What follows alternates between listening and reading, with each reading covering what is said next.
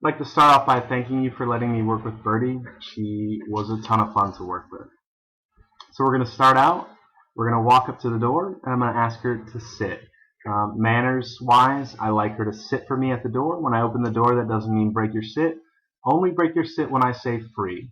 So what I do here, I say free. Yeah, good job. And then she comes out of her sit and goes with me.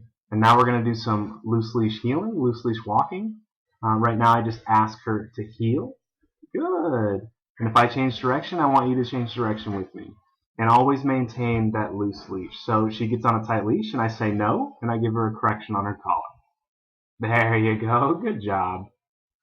So now every time, just consistency's sake, if she were to get a tight leash, I would say no and give her a little correction on the collar. There you go. Good job.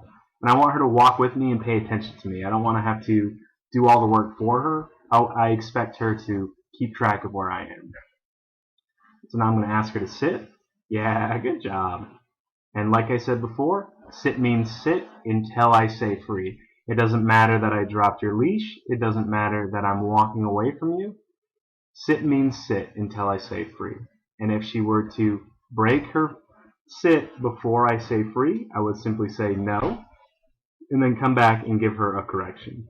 So she breaks, I say no, I tell her to sit, she doesn't want to sit, so I come back and give her a consequence. Good job. Now I ask her to sit again. Good.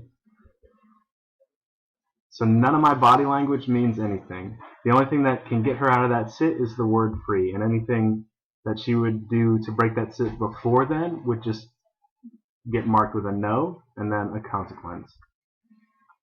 Yeah, good job. So I'm going to say free. Yeah, good. Now we're going to just go over to the place bed and kind of discuss the importance of the place boundary stay. So I come to the place bed, I say place, good. And it's the same for the sit stay.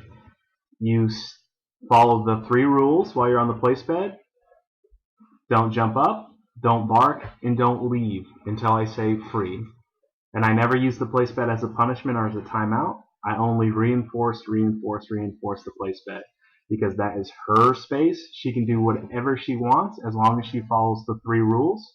I don't ask her to sit, I don't ask her to down, I don't give her any commands. As long as she follows the rules, she can do whatever she wants on her place bed. And it's very reinforcing for the dog.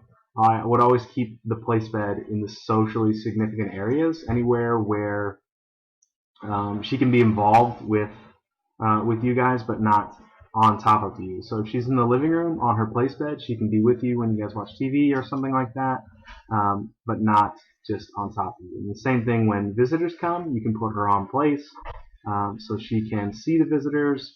The visitors can come up and greet her, but she won't be able to jump up on them. So what I'm showing now is just distance and duration. And it's something you can always work with on your commands. How long will the dog stay in the command, and how far away can you get?